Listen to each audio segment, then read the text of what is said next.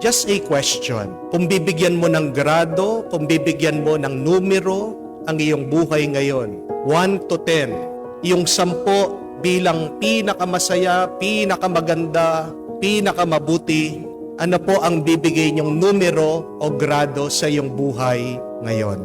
Sino po yung mga 10? Yun, salamat sa Diyos. Sino po 9? Sino pong 8? Sino pong 5?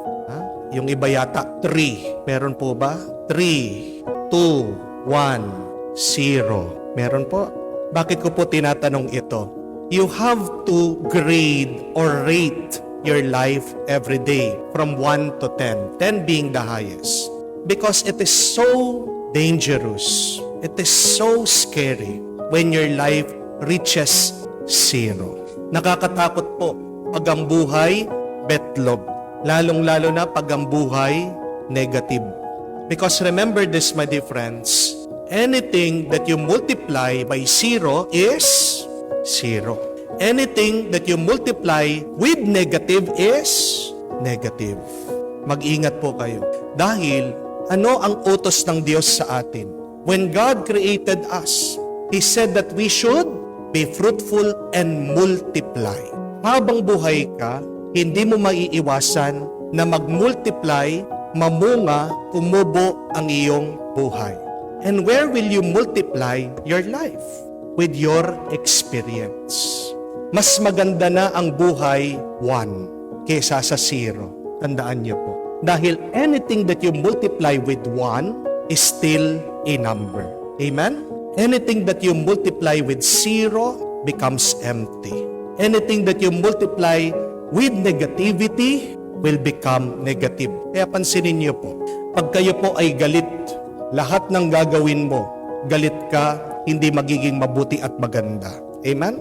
Pag kayo po ay malungkot, kahit na masarap, maganda, mabuti yung ginagawa mo, kumakain man yan, namamasyal kayo, naglilibang kayo, pero pag ikaw ay malungkot, pati yung mga nakasama mo, pati yung ginagawa mo, nagiging malungkot. Di po ba?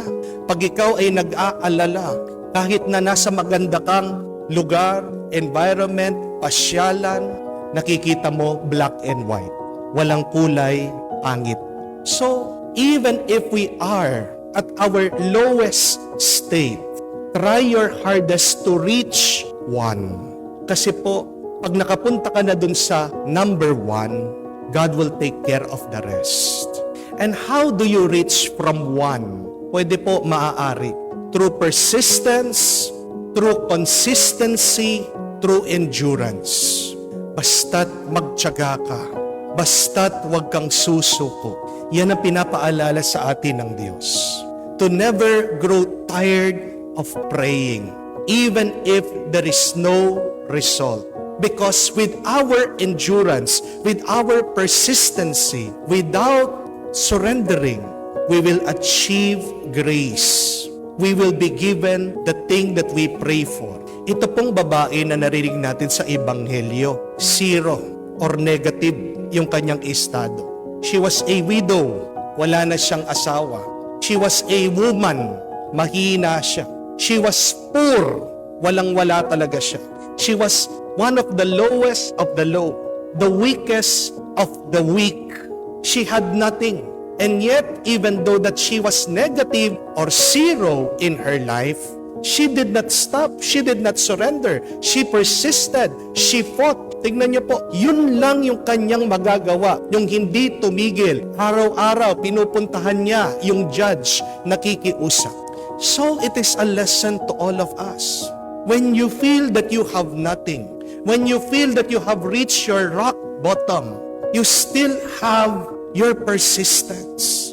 You still have your endurance.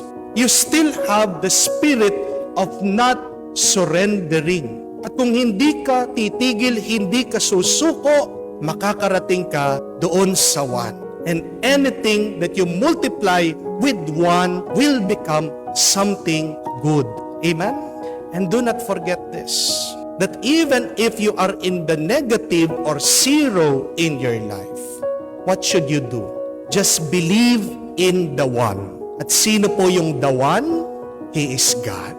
Amen? Because if we have the one in our life, what will happen to you? You will become 100% in your life. Hindi ba natin pinapasalamatan yon sa Diyos? Nasabi niya, hindi naman kayo kailangan magpagod sa kakadasal. Kasi ang Ama, alam niya lahat ng inyong pangangailangan. Kung nga yung mga masasamang tao nagkakaloob ng mabuti, yung pakayang ating Diyos Ama na mabuti, hindi niya pagkakaloob sa atin na mabilisan yung makakabuti sa atin. So trust God that God is doing something in your life. God is so merciful. God is so loving. And yet our problem is we do not see this in our life. Amen? The problem is we doubt. Nagdududa tayo. Please remove your doubt and believe in the one. May napakaganda pong quotation, sabi, that to eat is not a sin. Ang pagkain ay hindi kasalanan. The sin is eating without gratitude. That is from a Saint Anthony. Oo nga naman, hindi kasalanan yung kumakain ka ng kumakain. Ang tunay na kasalanan ay kumakain ka na ng kumakain na hindi nagpapasalamat. And I think that is also one definition of sin. Yun yung kasalanan na kailangan nating tandaan. Yung nabubuhay ka, humihinga ka, umiiral ka, nagtatrabaho ka, nakikinabang ka sa buhay na ito, na hindi man nagpapasalamat at nagpupuri sa Diyos. Thank God for this life. Praise God for the things that you receive. The things that you have now are for your greater good, even if you have problems in your life. Constantly praise and thank the Lord, and do not grow weary. The only thing that we can do to reach the one is to believe. Believe and do not stop. And when you have reached the one, God will take care of you.